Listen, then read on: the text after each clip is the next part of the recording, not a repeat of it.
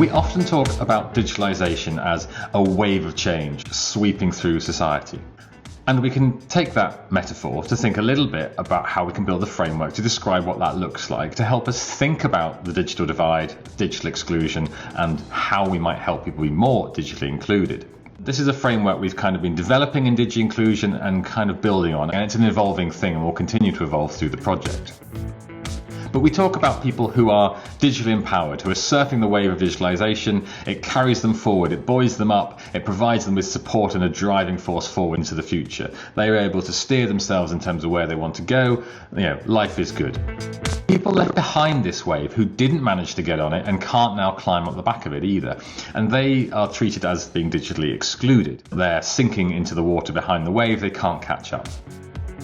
In the past, it's been talked in these binary ways. You've got people who are digitally excluded and you've got people who are not. But in reality, there's a bit more nuance to it. Digital inclusion and exclusion isn't just a binary thing. You either are or aren't. There's degrees of it and there's different aspects that you can experience to it as well.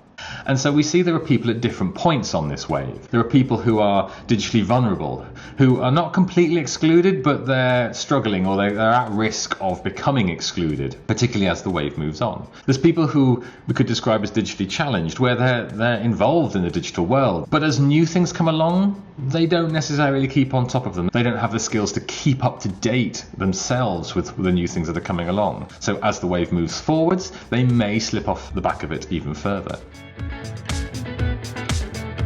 And so we have this situation where as the wave moves on, those on top of the wave can stay up to date and keep surfing it.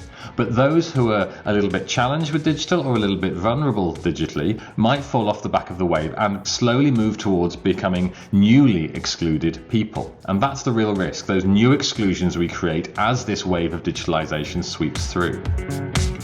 So what does this mean for how we approach digital inclusion? There are different personas and different nuances and different groups who experience exclusions or inclusion in different ways.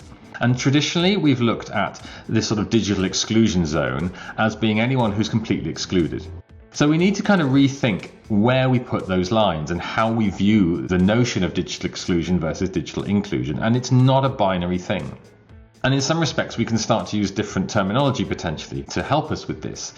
We have those who are digitally sinking right behind the wave, who are completely excluded from the digital world. There are people who are digitally struggling. They understand that the digital world is there, but it might be scary. They might not trust it. They might not be able to self-advocate to develop their own skills or to get themselves more included.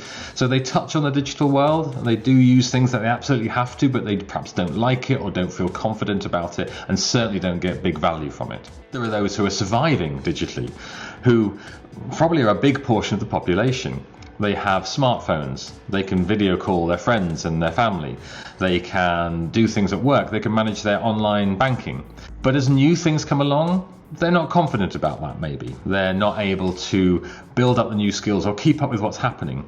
So they're not excluded by any stretch, but they're definitely at risk. And as this wave moves forward, there's a good chance they will drop off the back of it even further without some additional help. And then we do have those who are digitally succeeding, who are surfing the wave, getting all the value they possibly want to from it. So we perhaps need to think about defining a digital inclusion zone rather than a digital exclusion zone only. So we can look at the people who are on the top of the wave as being digitally included and fully included. At the other end of the spectrum, we have those who are digitally excluded, but in the middle we have a big group of people who are what I've called a digital improvement zone. So they're not excluded. They're included to some degree, but there's a lot of improvement they can do. They can develop better access, better skills, better motivation to connect, better trust in the system perhaps. And in some respects, this part in the middle can get overlooked, particularly to the more included end of it. But there's big risks there if big portions of our population fall into some of these different characters, into these different personas. And it's not to say that one group or other is better or is more important or should be supported in different ways. That's a local policy and political choice as to where you want to focus your efforts and your scarce resources that is often a factor in this. We only have so much money, we only have so much time. Where do we focus it? Who needs it most? Who will benefit from it most? Where will we see the biggest impact for the amount of investment put? That's all political decisions and local decisions to be taken. But the important thing is you can assess that and you can understand the different impacts you can have with a bit more nuance than just we've got lots of people who are excluded. It's just worth acknowledging that in this context of a wave of digitalisation, there are people in different places along it. All of that is really just a way to help describe what this wave of digitalisation means in terms of how people engage with it, how it excludes some people whilst empowering others. And that's really what we're talking about here in DIGI-INCLUSION when we talk about bridging the digital divide. How do we reduce the number of people who are on the back of the wave or at risk of falling off the back of this wave of digitalisation?